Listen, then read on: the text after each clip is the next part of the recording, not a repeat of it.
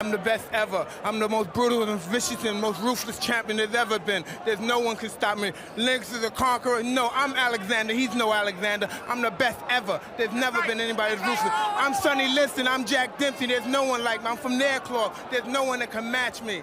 My style is impetuous. My defense is impregnable. And I'm just ferocious. I want your heart. I want to eat his children. Praise be to Allah. Hello, boxing fans. Welcome to Boxing to the World.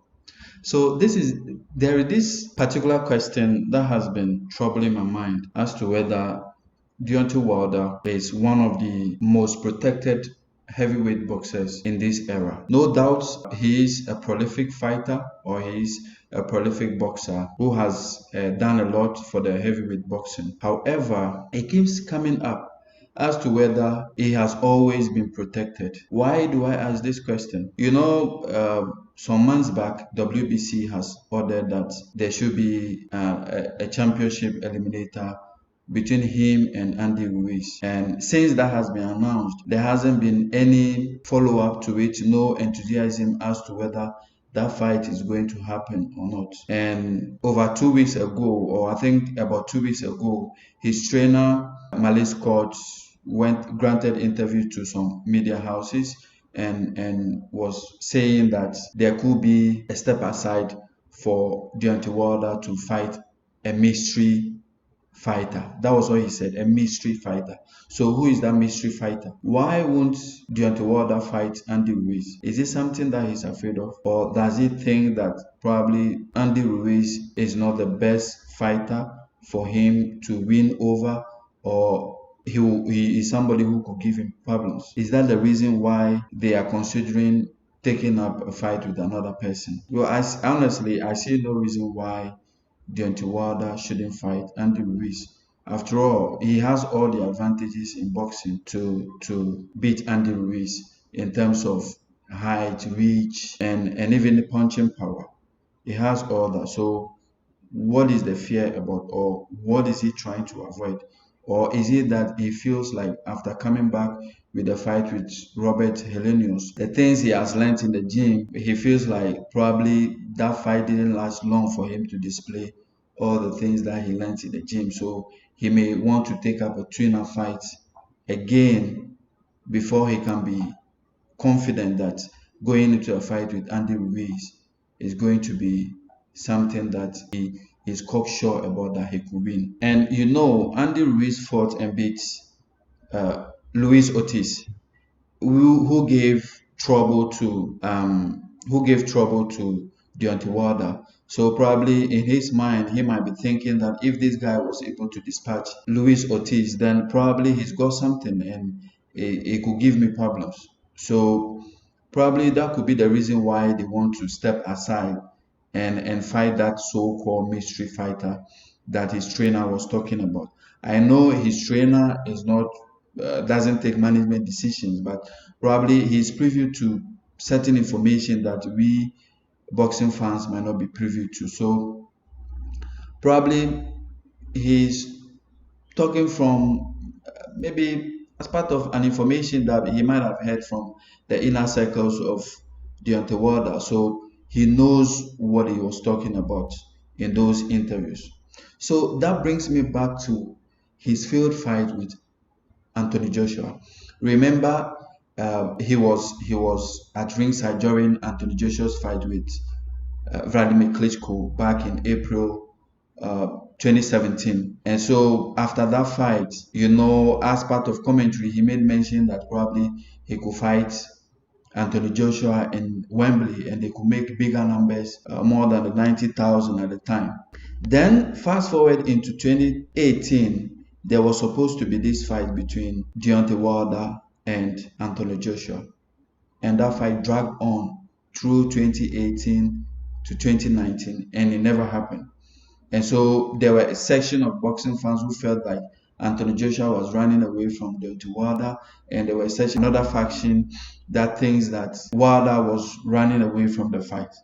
Then somewhere during the trilogy, before the trilogy fight with Tyson Fury, Deontay Wilder tweeted about Tyson Fury knowing very well that Anthony Joshua has offered more money for him to fight Deontay Wilder. But Deontay Wilder, turned out that fight because he wanted to fight Tyson Fury.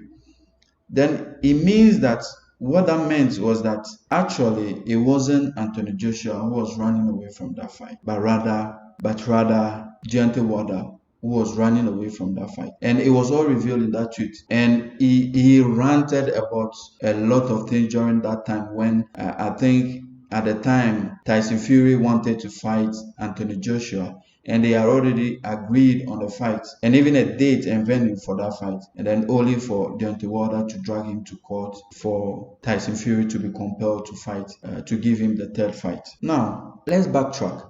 Before the first fight with Tyson Fury was at his lowest, and everybody thought that Deontay Wilder was going to walk over him.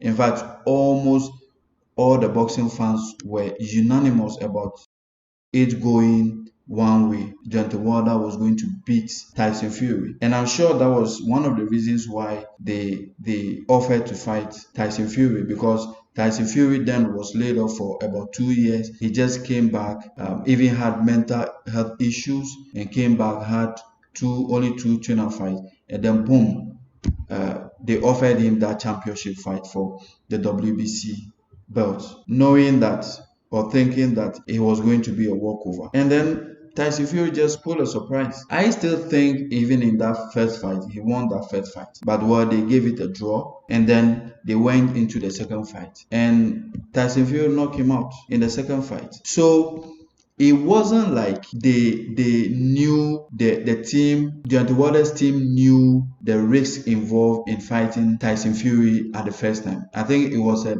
calculated mistake that they did at the time. So all these things go to prove that they are always very protective of Deontay Wilder, and they cherry pick most of his fighters or most of his opponents, knowing very well that this is a done deal for Deontay Wilder to walk over those opponents. And Tyson Fury was one of those bad decisions that they took. Now, fast forward to Anthony Joshua's second loss to Alexander Usyk. When Anthony Joshua lost to Alexander Usyk, then out of the blue, in most of interviews that they've granted Deontay Wilder seemed to be much more interested in fighting Anthony Joshua now. Why? Until now that he's awakened to the fact that now, okay, well, I'm ready to fight Anthony Joshua. Something that he wouldn't say previously. In 2018, 2019, even part of 2020, it was a no-go area. He wasn't going to fight Anthony Joshua. And he wouldn't even mention Anthony Joshua. So why is he mentioning his name now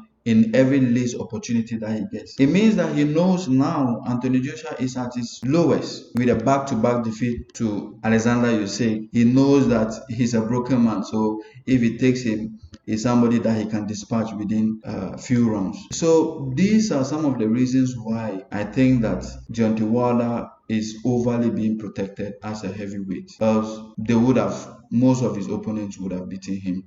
If he keeps swerving his mandatories and all that, I don't think that augurs well for him, and even giving the boxing fans the much needed competitive boxing in the heavyweight division. Those are my thoughts on it. What do you think about it? Do you think that he's overly protected, or you think that he's not overly protected, or it's just normal boxing business? I would like to have your views on it. Try to share your views in the comment section below, and always subscribe to my channel for more contents. Thank you. I'm the best ever. I'm the most brutal and vicious and most ruthless champion there's ever been. There's no one can stop me. Lynx is a conqueror. No, I'm Alexander. He's no Alexander. I'm the best ever. There's never been anybody as ruthless. I'm Sonny Liston. I'm Jack Dempsey. There's no one like me. I'm from Nairclaw. There's no one that can match me.